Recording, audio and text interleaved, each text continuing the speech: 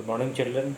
आज जो हम टॉपिक पढ़ने जा रहे हैं उसका नाम है भारत में जनसंख्या वृद्धि, पॉपुलेशन ग्रोथ इन इंडिया। तो जैसा कि शब्द से स्पष्ट है, पॉपुलेशन ग्रोथ, उसका मतलब ये होता है कि किसी कालांतर में, कालांतर का मतलब होता है इन ए गिवन पीरियड, किसी कालांतर में किसी क्षेत्र विशेष में रहने वाले लोगों की संख्या में परिवर्तन को जनसंख्या वृद्धि कहते हैं। परिवर्तन इसलिए कहा जा रहा है क्योंकि जनसंख्या जो है वो तो घनात्मक रूप से भी बढ़ सकती है या ऋणात्मक रूप से भी घट सकती है। इसलिए जनसंख्या वृद्धि और जनसंख्या परिवर्तन को प्रायः एक साथ प्रयोग किया जाता है। जैसा कि हम जानते हैं कि भारत के जनगणना 2011 के अनुसार लगभग 2.4% ज़मीन पर भारत की जो क्षेत्रफल है विश्व में वो 2.4% है।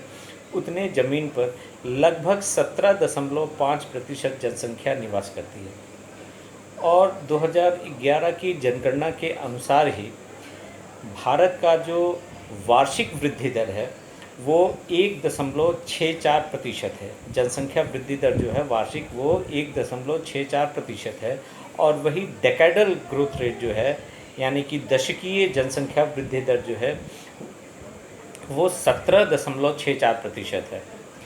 इसलिए दोनों में कंफ्यूज होने की ज़रूरत नहीं है, एक पहला ईयरली है और दूसरा 10 साल में वृद्धि दर है। तो भारत की जनसंख्या वृद्धि दर को जो ट्रेंड है, वृद्धि दर होने का जो ट्रेंड है, ट्रेंड यानी जो उसमें विशेषता है, उसको हम 4 अवस्थाओं में बांट सकते हैं। जैसा कि फ्रैंक नोटेस्टिन का हमने 4 अवस्थाओं का पॉपुलेशन चेंज हमने पढ़ा था, उसी प्रकार भारत में भी 4 अवस्थाओं में बांटा गया है जनसंख्या वृद्धि को। पहली अवस्था जो है वो 1901 से लेकर 1921 तक है। इस अवस्था में शिक्षा बहुत ही निम्न स्तर का था, चिकित्सा की सुविधाएं भी बहुत कम थीं, भोजन की व्यवस्था भी बहुत ही निम्न स्तर की थी। उससे क्या हुआ कि जनसंख्या का जो जन्म दर है और मृत्यु दर दोनों ही कम थी। अब दोनों के कम होने से क्या हुआ कि जनसंख्या का जो परिवर्तन हुआ वो ऋणात्मक हुआ, यानी जनसंख्या बहुत तीव्र गति से नहीं बढ़ी। क्यों? क्योंकि जन्म दर और मृत्यु दर दोनों ही निम्न थी। उससे क्या हुआ कि जनसंख्या का वृद्धि दर बहुत ज़्यादा नहीं हुआ। इसलिए 1921 को महान विभाजक वर्ष भी कहा जाता है।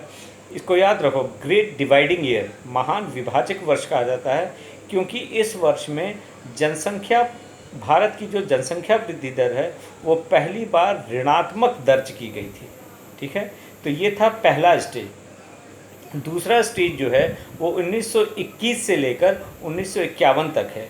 इसमें क्या हुआ कि चिकित्सा की सुविधाएं जो थी वो धीरे धीरे बढ़ती गई, अच्छी होती गई, भोजन की व्यवस्था भी सुधरी, यातायात और आधारभूत सुविधाएं भी अच्छी हुई। इससे हुआ क्या कि जो मृत्यु दर थी उसमें धीरे धीरे गिरावट आनी शुरू हो गई, लेकिन जन्म दर में उतनी गिरावट नहीं आ सकी।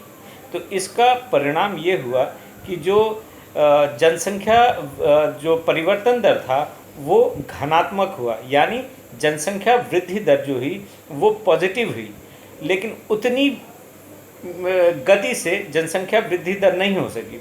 इसलिए इस जो अवधि है 1921 से लेकर 1951 को वो स्थिर वृद्धि वाला स्टेज कहा जाता है, क्योंकि जनसंख्या बहुत तीव्र गति से इसमें नहीं बढ़ी थी। अगला जो स्टेज है उसको मैं ऑडियो में भेजता हूँ।